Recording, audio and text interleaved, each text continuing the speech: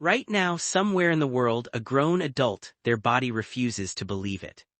Why would evolution build something so illogical? You'll never look at a dark room the same way again. For most of human history, night wasn't peaceful, it was a war zone. Here's a fact most people never think about. Humans are, biologically speaking, a prey species. Lions, leopards, hyenas, their eyes are built with a reflective layer called the tapetum lucidum, perfectly equipped killers. For roughly 2 million years, our ancestors lived on the African savanna alongside exactly these predators.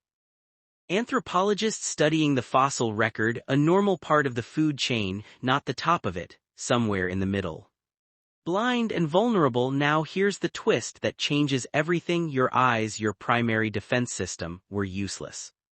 That means for millions of years the descent of night was, quite literally, the descent of vulnerability as an instinct. But it wasn't just predators that made the night lethal, a real risk of hypothermia before dawn. So darkness wasn't just the hour when predators hunted, it filed it as an emergency. This is where things get interesting, a very specific, very old system built to deal with exactly that kind of uncertainty. Deep inside your brain sits a small, almond-shaped structure called the amygdala. It reacts to possibility. Researchers studying fear responses have found something remarkable, far bigger reaction, purely because of the dark. Scientists studying this effect at institutions including the National Institute of Mental Health, the moment the lights go out. But that still doesn't answer the deeper question, why would a brain evolve to be afraid of nothing? The answer lies in a concept psychologists call the smoke detector principle. Imagine two early humans. One hears a rustle in the grass at night and assumes it's nothing, stay silent and stay alive. Thousands of generations, which of these two survives T/row pass on their genes more often, dead on the 100th. This principle explains something else too. An enormous portion of the animal kingdom does its best work in darkness. Humans went the opposite direction entirely, stepping onto a battlefield built for someone else's strengths, not ours. This is why your brain, even today, does something almost embarrassing in the dark footsteps in the settling of a house.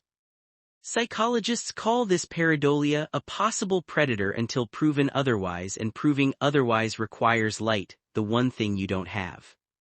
Here, where the story gets even stranger, something almost every human culture on Earth independently created. Night monsters. Look at nearly any culture in any part of the world.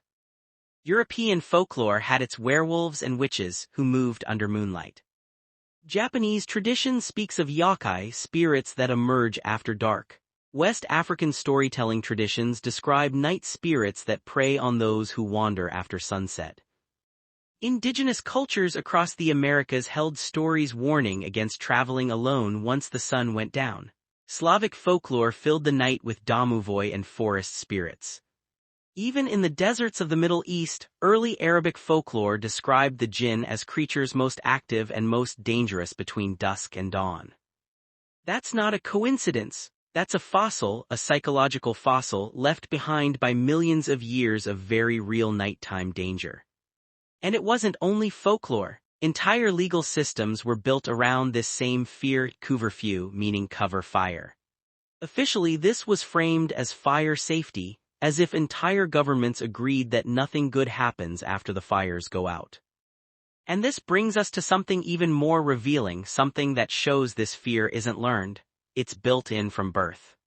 Developmental psychologists have long observed that fear of the dark tends to emerge in children. Imagine what they can't see. This isn't something parents typically teach their children, a switch flipped by biology rather than experience. Some researchers argue this timing isn't random at all, a built-in fear of the dark would have been most useful. Interestingly, this same pattern shows up outside our species entirely. We are not the only species carrying this instinct. For most people this fear fades with age, but for some it doesn't fade. It intensifies. For a small percentage of people, the fear of darkness doesn't stay a mild childhood instinct, a genuine panic response. Researchers studying anxiety disorders note that nyctophobia often overlaps with other conditions, leaving only the imagination to fill in what might not be. When darkness falls, your brain doesn't just lose visual information, it shifts your entire physiological state. This is why a creak in the floorboards that you'd never notice at noon can freeze you completely at midnight.